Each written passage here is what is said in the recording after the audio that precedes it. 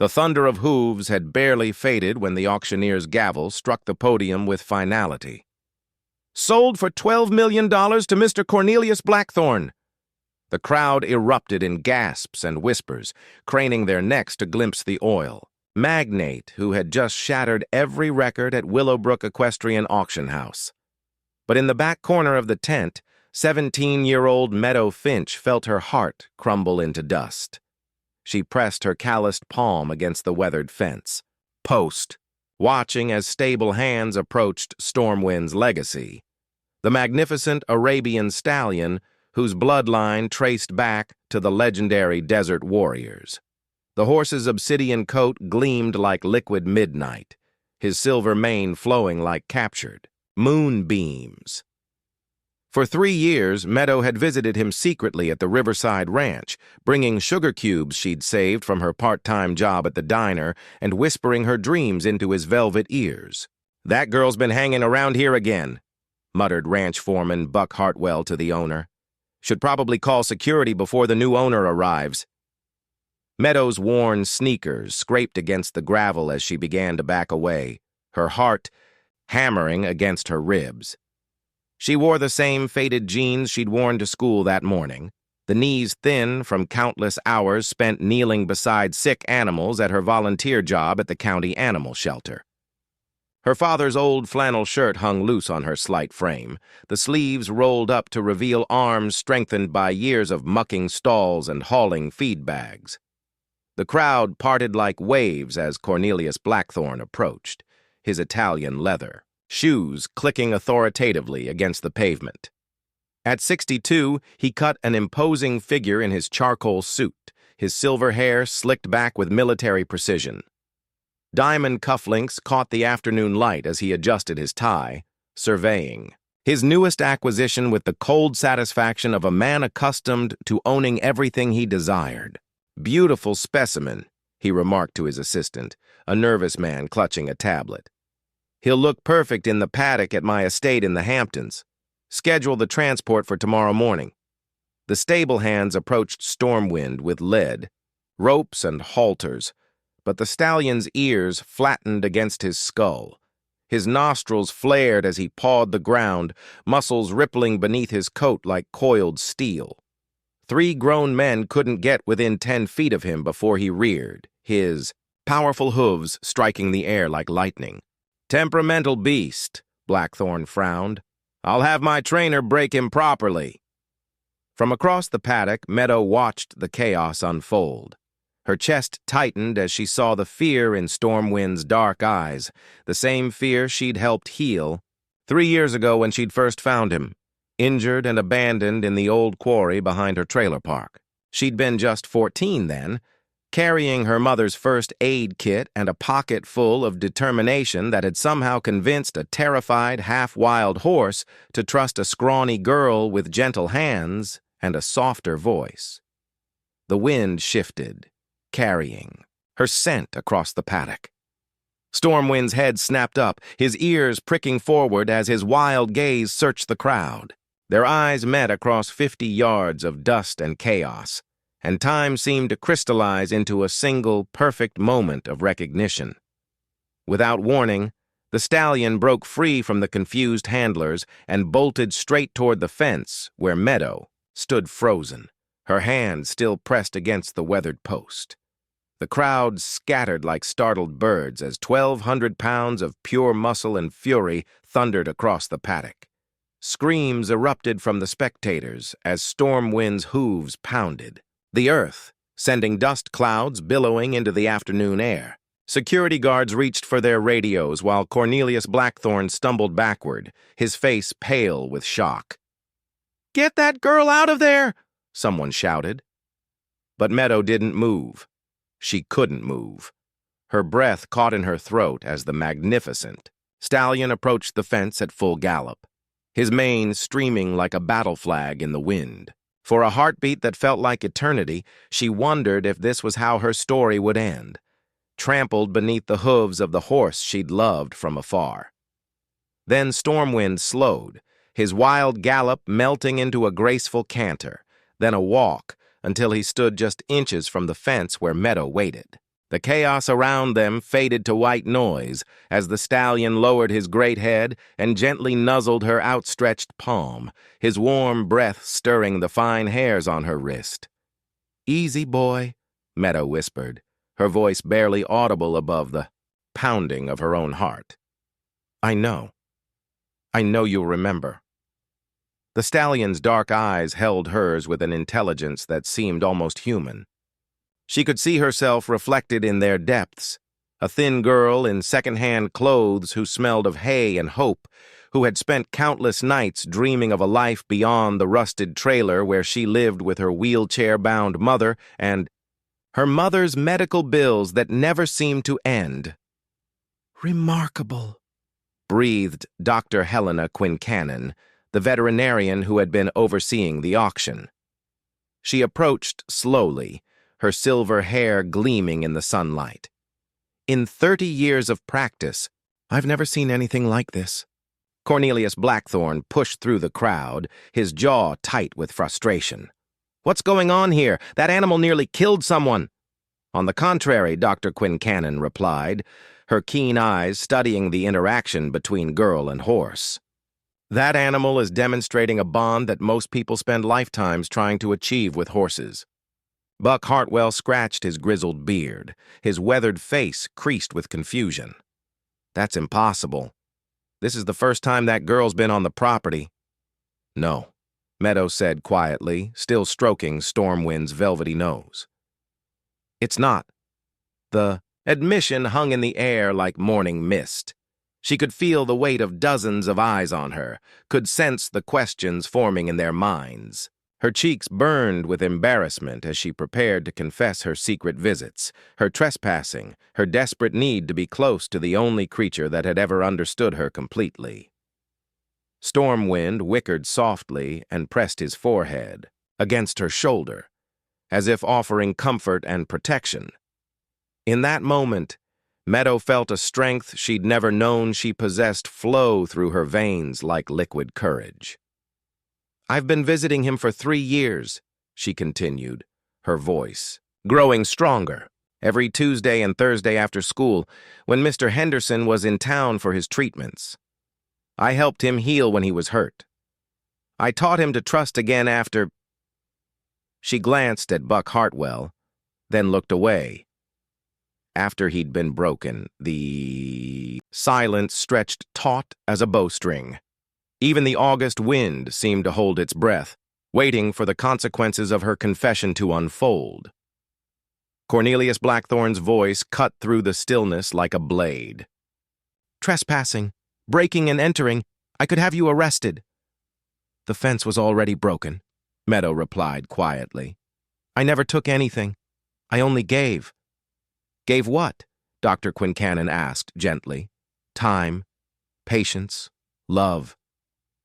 Meadow's fingers combed through Stormwind's mane, and the stallion's eyes drifted closed with contentment. Everything he needed to remember how to be whole again. The sun hung lower in the western sky, casting long shadows across the paddock as more people gathered to witness the extraordinary scene. Word had spread quickly through the small town of Cedar Falls, and pickup trucks lined the dusty road leading to the auction house. Local reporters had arrived, their cameras clicking as they documented the girl who could calm a $1 million stallion with nothing more than her touch. Cornelius Blackthorne paced behind the crowd like a caged predator, his expensive shoes collecting dust as he barked orders into his phone. "I don't care what it takes, Morrison. Find out everything about this girl. Family history, financial records, criminal background, everything."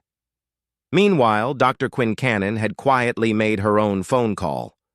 She approached Meadow with a manila folder tucked under her arm, her expression thoughtful. "Miss Finch," she said gently, "would you mind if I asked you a few questions about your work with Stormwind?" Meadow nodded, though her stomach twisted with anxiety. She'd never been good with authority figures. Too many visits from social workers and bill collectors had taught her to expect the worst from adults in professional clothes. "Can you tell me about the first time you met him?" The memory came flooding. back with startling clarity. It was 3 years ago, right after the tornado that hit the county. I was helping search for missing animals when I found him in the old limestone quarry behind Sunset Acres Trailer Park. He had a deep gash on his left shoulder and a fractured cannon bone. He was half-starved and terrified of humans. Dr. Quincannon made notes on a small pad. What did you do? I sat with him for hours. Just sat. Didn't try to touch him or force him to move. I talked to him about everything: school, my mom's illness, my dreams of becoming a veterinarian someday. Meadow's voice grew softer as she remembered those long afternoons. On the third day, he let me clean his wounds. By the end of the first month, he was following me around the quarry like a puppy. And then, Mr. Henderson found him. Said he was looking for a project horse to rehabilitate and sell. I begged him to let me continue helping, and he agreed as long as I didn't interfere with his training methods. Meadow's jaw tightened. I should have spoken up sooner about what I saw. Buck Hartwell stepped forward, his face flushed with indignation. Now hold on just a minute. Mr. Henderson was a respected trainer. He used spurs with rowels sharp enough to draw blood, Meadow interrupted, her voice steady despite the tremor in her hands. He used a training whip on a horse that had already been traumatized, and when Stormwind stopped responding to gentleness, Mr. Henderson decided the only way to break him was to break his spirit completely. The crowd had grown silent, hanging on every word. Stormwind pressed closer to Meadow, as if seeking comfort from the painful memories. Dr. Quincannon opened her manila folder and pulled out a photograph. Is this the injury you treated in the quarry? Meadow studied the image, a close-up of a horse's shoulder showing a distinctive C-shaped scar. Yes, he got caught on some old barbed wire when he was trying to escape from whatever happened to him before I found him. And this? Dr. Quincannon showed her another photo, this one of a horse's leg X-ray showing evidence of an old fracture. The cannon bone injury, he was still limping when I found him. Dr. Quincannon nodded slowly, then turned to address the crowd. Ladies and gentlemen, 3 years ago, I treated a stallion who had been found abandoned and severely injured. The owner was listed as unknown, and after he was healed, he was sold at auction to Gerald Henderson. The injuries Miss Finch has described match my veterinary records exactly. A murmur rippled through the crowd. Cornelius Blackthorne stopped pacing, his cold eyes fixed on Dr. Quincannon. What are you suggesting, Doctor? I'm not suggesting anything, Mr. Blackthorne. I'm stating a fact. This young woman has been caring for this horse longer than anyone else. She nursed him back to health, maintained a relationship with him despite difficult circumstances, and clearly has established a bond that goes far deeper than ownership papers. Touching, Blackthorne replied icily. But irrelevant. I paid $12 million for that animal, and I intend to take possession immediately. Stormwind's ears flattened against his skull at the sound of Blackthorne's voice. The stallion stepped sideways, positioning himself between Meadow and the millionaire, his muscles coiled like springs ready to explode into action. I wouldn't recommend approaching him right now, Dr. Quincannon observed mildly. Then we'll tranquilize him. No. The word escaped Meadow's lips before she could stop it. Every eye turned to her, and she felt her courage falter under the weight of their attention. But Stormwind's warm presence at her side anchored her, reminding her that some things were worth fighting for. No, she repeated, stronger this time.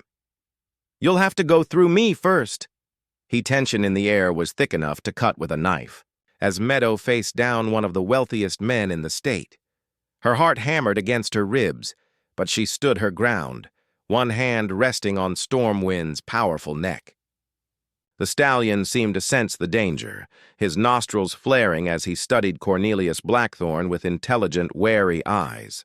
"Young lady," Blackthorne said, his voice dripping with condescension, "you're making a very serious mistake. I have lawyers who eat people like you for breakfast." "Maybe," Meadow replied, surprised by the steadiness in her own voice. But I have something you don't, which is his trust. As if to prove her point, Stormwind lowered his great head and rested his muzzle against her shoulder. The gesture was so gentle, so full of obvious affection, that several people in the crowd pulled out their phones to capture the moment. Dr. Quincannon cleared her throat diplomatically. Perhaps we could discuss this situation more reasonably. Mr. Blackthorn, while you do legally own this horse, there are certain ethical considerations that come into play when dealing with animals that have formed strong emotional bonds. Ethical. Considerations don't trump legal ownership, Blackthorn snapped. I paid for that horse and I'm taking him home. End of discussion. Actually, said a new voice from the crowd, it might not be that simple. Everyone turned to see a woman in her 40s approaching, her auburn hair pulled back in a practical ponytail. She wore jeans and boots like most of the locals, but there was something about her bearing that suggested authority. And you are? Blackthorn demanded. Judge Patricia Ravenwood. I was here today because my daughter's been wanting a pony for her birthday. She smiled at Meadow with something that looked like approval. But this situation is far more interesting than anything I expected to encounter at a horse auction. Buck Hartwell shifted nervously. Your Honor, this is just a simple matter of animal welfare, Judge Ravenwood interrupted, which, as it happens, falls under my jurisdiction. She turned to Dr. Quincannon. Doctor, in your professional opinion, what would be the psychological impact on this animal if he were forcibly separated from someone he's clearly bonded with? Dr. Quincannon didn't hesitate. Severe trauma, possibly leading to self-harm, aggressive behavior, or complete withdrawal. I've seen horses refuse to eat, refuse to be handled, even refuse basic veterinary care when they're separated from their bonded humans under stressful conditions. Ridiculous, Blackthorn scoffed. It's an animal, not a person. Actually, Mr. Blackthorn, recent studies in equine psychology have shown that horses form emotional attachments every bit as strong as those formed by dogs or other domestic animals. The bond between this horse and this young woman appears to be particularly strong. Judge Ravenwood nodded thoughtfully. Miss Finch, you said you've been caring for this horse for 3 years? Yes, Your Honor. Without compensation? Yes, ma'am. I loved him. He needed someone who understood what it felt like to be broken. The raw honesty in Meadow's voice silenced the crowd. Even Cornelius Blackthorn seemed taken aback by the simple sincerity of her words. Tell me about your background with horses, Judge Ravenwood continued. I don't have formal training, if that's what you mean. But I've been volunteering at the animal shelter since I was 12. I've helped rehabilitate everything from feral cats to injured wildlife. My mom always said I had a gift with hurt creatures. Where is your mother now? Meadows' voice grew quiet. At home. She has multiple sclerosis. The progression has been difficult lately. So you're her primary caregiver? Yes, ma'am. I work part-time at Murphy's Diner to help with expenses, and I take online classes so I can be home when she needs me. Judge Ravenwood's expression softened. And yet you found time to care for an injured horse. He gave me hope when I didn't have much left to spare. I guess I wanted to give him the same thing. Cornelius Blackthorn stepped forward impatiently. This is all very touching, but I have a helicopter waiting. I want my horse loaded and ready for transport within the hour. I'm afraid that's not going to happen, Judge Ravenwood said calmly. Excuse me? Mr. Blackthorn, I'm invoking emergency jurisdiction under state animal welfare statutes. This horse will remain here pending a full hearing to determine what arrangement would be in his best interests. You can't be serious. I'm completely serious. Dr. Quincannon, I'm placing this animal in your temporary custody as a neutral party.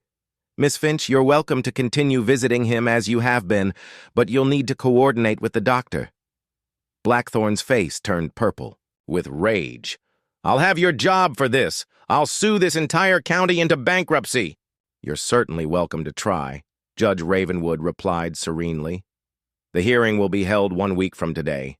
I suggest you use that time to find some character witnesses who can speak to your abilities as a horse owner. As Blackthorn stormed away, barking orders at his assistant, Meadow felt her knees grow weak with relief. Stormwind seemed to sense her emotional state and nuzzled her neck gently, his warm breath tickling her ear. "Thank you," she whispered to Judge Ravenwood. "Don't thank me yet, dear. You'll need to prove your case at the hearing, and Mr. Blackthorn doesn't strike me as someone who gives up easily." The Cedar Falls courthouse had never seen anything like it. By 8 in the morning, an hour before the hearing was scheduled to begin, the parking lot was already full. News vans from 3 states lined the street, their satellite dishes pointing skyward like mechanical flowers following the sun. Protesters had gathered on the courthouse steps, some holding signs reading, "Money can't buy love," while others declared, "Property rights matter." Inside, the courtroom buzzed with nervous energy. Meadow sat at the plaintiff's table with her court-appointed attorney, a young public defender named Marcus Vale, who looked barely older than she was. Across the aisle, Cornelius Blackthorn commanded attention at the defendant's table, flanked by 3 lawyers in $1,000 suits. Judge Ravenwood entered promptly at 9, her robes rustling as she took her seat behind the bench. "This hearing will determine the custody arrangement for the stallion known as Stormwind's Legacy. Mr. Blackthorn, as the legal owner, you may present your case first." Blackthorn's lead attorney, a silver-haired man named Whitman Cross, stood with theatrical precision. "Your Honor, this case is remarkably simple. My client purchased this animal in a legal transaction for $12 million. Miss Finch's emotional attachment, while touching, has no bearing on the legal ownership of private property." Cross presented a parade of witnesses: the auctioneer who had conducted the sale, financial experts who testified to Blackthorn's ability to provide excellent care, and a prominent trainer who spoke glowingly of Blackthorn's facilities in the Hamptons. "Your Honor," Cross concluded, "sentiment cannot override the law. If we allow feelings to trump legal ownership, we undermine the very foundation of our economic system." Judge Ravenwood nodded. "Mr. Vale, you may present your case." Marcus Vale looked nervous as he stood, shuffling his papers with hands that trembled slightly. "Your Honor, we're not disputing Mr. Blackthorn's legal ownership. We're asking the court to consider what's best for the animal in question." His first witness was Dr. Quincannon, who testified about the psychological bond between Meadow and Stormwind. "In 30 years of veterinary practice, I've never seen a connection this strong between a human and a horse. Separating them would be not just cruel, but potentially dangerous to the animal's well-being." Next came Dolores Murphy, the diner owner who had employed Meadow for 3 years.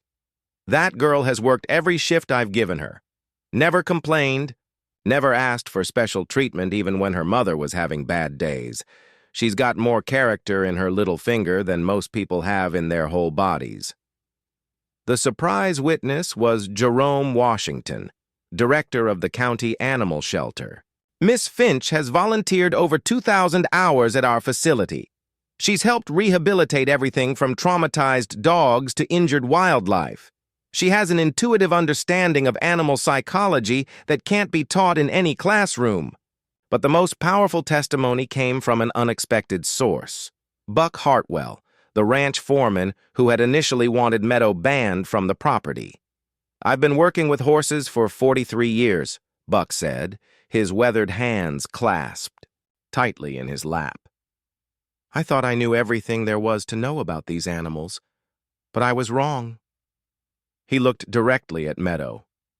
"That girl taught me that sometimes the strongest medicine isn't a drug or a surgical procedure. Sometimes it's just love."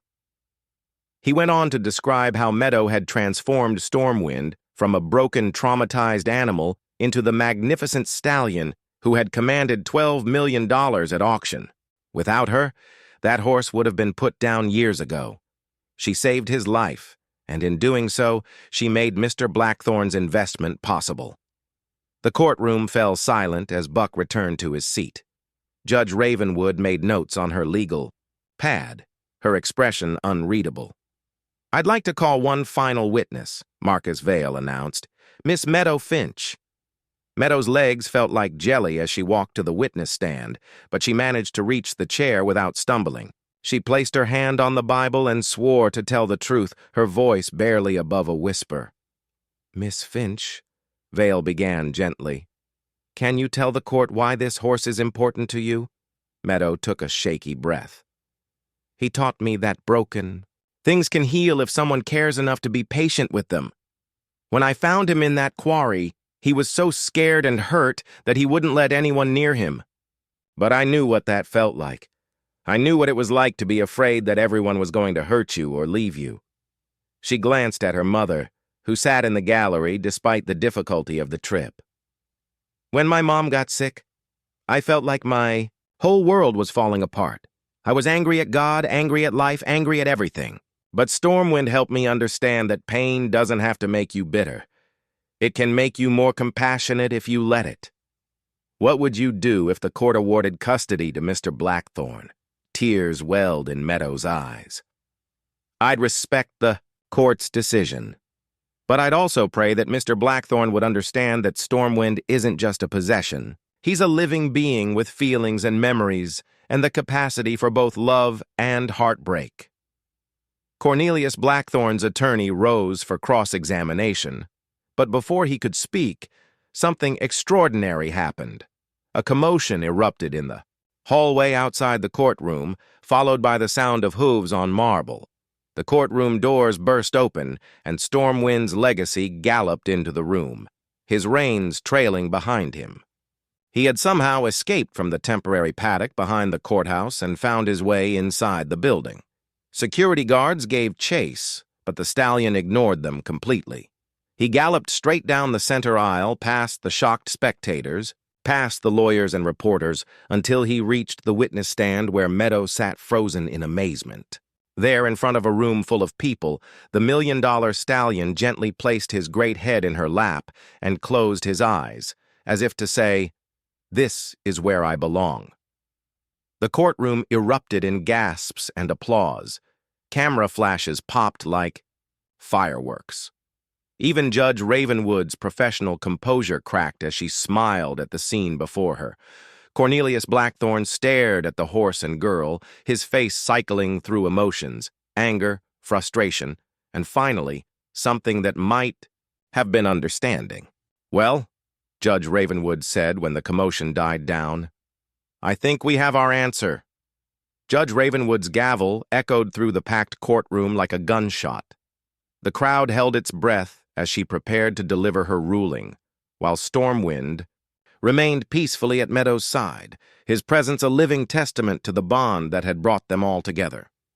"In all my years on the bench," Judge Ravenwood began, "I have never presided over a case quite like this one. We are asked to balance legal ownership against emotional attachment, financial investment against genuine care, and property rights against animal welfare." She paused, her gaze moving from Cornelius Blackthorn to Meadow Finch. "Mr. Blackthorn, your legal ownership of this animal is beyond dispute. You conducted a legitimate purchase at a public auction, paying fair market value for a valuable asset. Under normal circumstances, that would be the end of the matter." Blackthorn's lawyers exchanged satisfied glances, but Judge Ravenwood held up a hand. "However, these are not normal circumstances.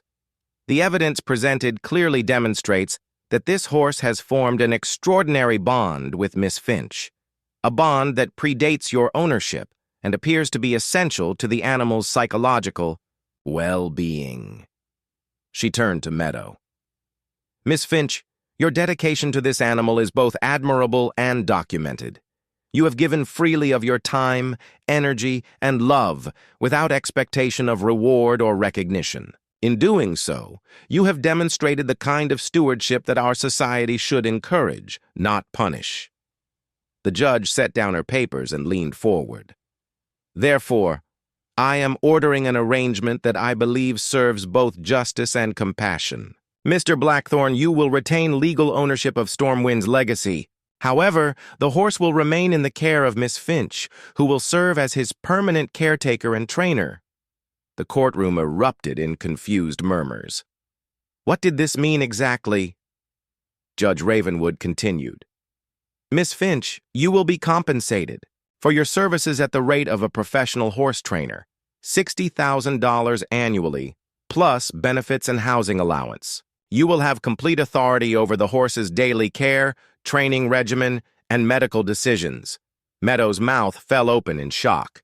$60,000 was more money than she had ever imagined having. Mr. Blackthorne, you will have visitation rights and may use the horse for breeding purposes, with Miss Finch's approval regarding the mare selection and timing. Any offspring will be jointly owned, with Miss Finch having first right of refusal on purchasing her share at fair market value. Blackthorne started to object, but Judge Ravenwood silenced him with a look. Furthermore, Miss Finch will receive a full scholarship to the veterinary program at State University, funded by a charitable foundation that Mr. Blackthorne will establish. Upon completion of her degree, she will have the option to purchase Stormwind outright for the symbolic sum of $1. The courtroom exploded in applause and cheers. Meadow felt tears streaming down her face as she tried to process what had just happened. Not only would she be able to stay with Stormwind, but she would finally be able to pursue her dream of becoming a veterinarian. Her mother would have the medical care she needed. Their financial struggles would finally be over. But the biggest surprise was yet to come. Cornelius Blackthorne stood slowly, his expression unreadable. He walked to where Meadow sat with Stormwind, the entire courtroom watching his every move. When he reached them, he extended his hand. Miss Finch, he said quietly, I owe you an apology. I came here thinking that ownership was simply a matter of having enough money to buy what I wanted. You've taught me that true ownership, true stewardship, requires something money can't purchase. Meadow shook his hand uncertainly. Mr. Blackthorne, I don't understand. I've spent my entire life acquiring things, Miss Finch. Businesses, properties, works of art, even horses. But I've never created the kind of bond you have with this animal. I've never loved anything the way you love him. He smiled, and for the first time he looked genuinely human. I may own him on paper, but you own his heart, and perhaps that's the way it should be. He turned to address the courtroom. I hereby donate the full $12 million I paid for this horse to establish the Finch Foundation for Animal Welfare. Miss Finch will serve as its director once she completes her veterinary training. The courtroom erupted again, but Meadow barely heard the noise. She wrapped her arms around Stormwind's neck and buried her face in his mane, breathing in his familiar scent of hay and sunshine and home. I told you we'd be okay, she whispered to him. I told you that sometimes broken things can become even more beautiful when they heal. 6 months later, Meadow stood in the pasture behind the new facility that had been built with Blackthorne's donation, part veterinary clinic, part rescue center, part training facility. Stormwind grazed peacefully nearby, his coat gleaming with health and happiness. In the distance, her mother sat on the porch of their new cottage, reading a book in the afternoon sunshine, her treatments finally under control thanks to the insurance. Benefits that came with Meadow's new position. Dr. Quincannon approached, carrying her veterinary bag. How are the new rescues adapting? Better than expected, Meadow replied, watching a group of formerly abused horses playing in the far paddock. Amazing what a little patience and love can accomplish. Speaking of which, I have your acceptance letter from the university veterinary program. She handed Meadow the thick envelope. Full scholarship, just as promised. Meadow stared at the envelope, still hardly believing that her dreams were becoming reality. Dr. Quincannon, do you think I'm ready for this? I'm still just a girl. From a trailer park who got lucky. Luck had nothing to do with it, dear, the older woman replied. You earned every bit of this through your compassion, your dedication, and your willingness to fight for what you believed in. That horse knew what he was doing when he chose you. As if summoned by their conversation, Stormwind lifted his head. and walked over to them, his movements as graceful as flowing water. He nuzzled Meadow's shoulder gently, then returned to his grazing, content in the knowledge that he was exactly where he belonged. That evening, as the sun set behind the rolling hills of Cedar Falls, Meadow sat on the fence watching her horses settle in for the night. Tomorrow would bring new challenges, new animals to heal, new dreams to pursue. But tonight, surrounded by the soft sounds of contented horses and the distant laughter of her mother talking with friends on the porch, she knew that sometimes the most impossible dreams do come true. All it takes is love, patience, and the courage to stand up for what matters most. And sometimes, just sometimes, a $12 million horse who knows exactly where his heart belongs.